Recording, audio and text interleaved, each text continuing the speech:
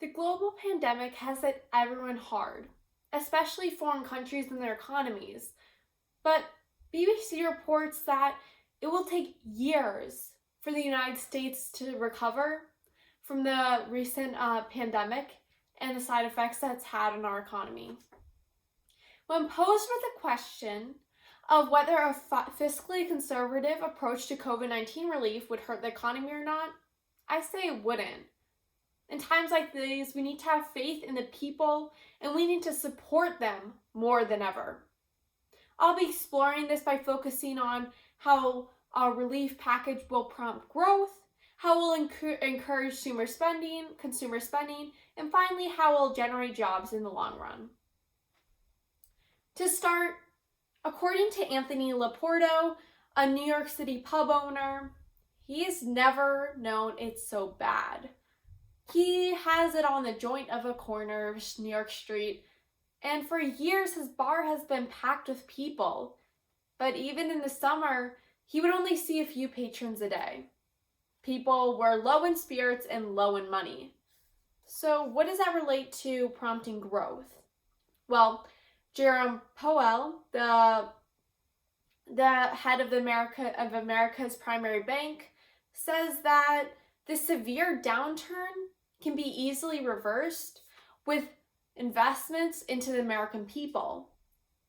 He goes on to further say that the government relief benefits will help the U.S. economy, and other bank leaders agree. So Laporto's story doesn't seem so foreign after all, because what Jerome Powell is basically saying is that we should invest in the American people, and in that way we'll generate growth. According to the International Monetary Fund, America saw a global growth decrease by 4.9%. Mexico saw double digits, and Germany saw 10.1%. All of these are terrible losses from all over the world, but the United States could still get ahead in the economy by better providing relief and then prompting global growth. By investing in relief packages, we don't set aside money that can never be repaid. We are directly pouring money into the U.S. economy because the American people are the U.S. economy. Next, I'll be talking about consumer spending and how investing in the American people can help boost spending. As BBC reports, consumer spending is the driver of the economy. Neil Brandley, the Chief Policy Officer of the United States Chamber of Commerce, talks about the gross domestic product as good, and he reports that we need to generate more of this. Well, how do we do this? For example, when you walk into a store, the first thing you see may be the $10 sale area or the $1 movies. But if you have no money, none of that becomes attractive anymore.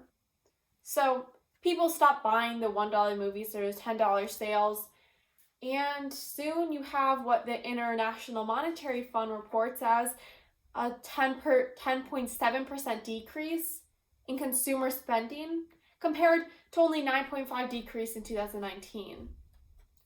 This big loss has prompted the U.S. economy to take similar losses. As BBC, as I previously mentioned, consumer spending drives the economy. So why are we not focused on pouring money into the main driver of the U.S. economy? Well, the answer is simple. It just doesn't seem right. By handing the American people money, we're handing them money, not the U.S. economy. And yeah, we're also handing the U.S. economy money because they are interwoven. So it would fiscally be responsible and beneficial to the U.S. economy by providing the American people with money to thus prompt consumer spending. Finally, the U.S. economy relief packages would better create jobs. 15 million jobs were lost in the beginning of spring, according to the U.S. Census. And more than half of American households saw pay cuts during the pandemic. These numbers are harrowing, especially as our last president tried to lower the unemployment rate and suddenly plummeted due to the pandemic. So how will investing in the American people create jobs? Well, here's the clear answer. If we have a small business and we pour money into that small business, this small business can afford taking on new employees and more employees, and then they can create more jobs for the American people, which is exactly what we need to kickstart the U.S. economy. These kind of jobs will provide a secure foundation for the American economy to recover from the pandemic and all of its negative side effects.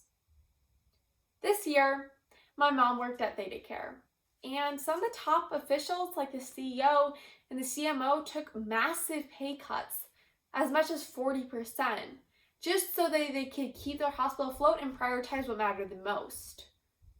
This is something similar to what I'm suggesting. Instead of focusing more on boosting the American government, we are focusing more on boosting the American people, because the American government is supposed to represent the American people.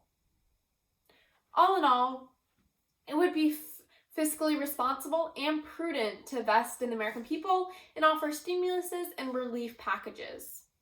When faced with the question of whether a fiscally conservative approach to COVID-19 relief would hurt the U.S. economy, the answer is a clear no, because the American people drive the U.S. economy and they are the U.S. economy. So it's time we stop looking to the higher ups to invest in, but instead we look at all. Thank you.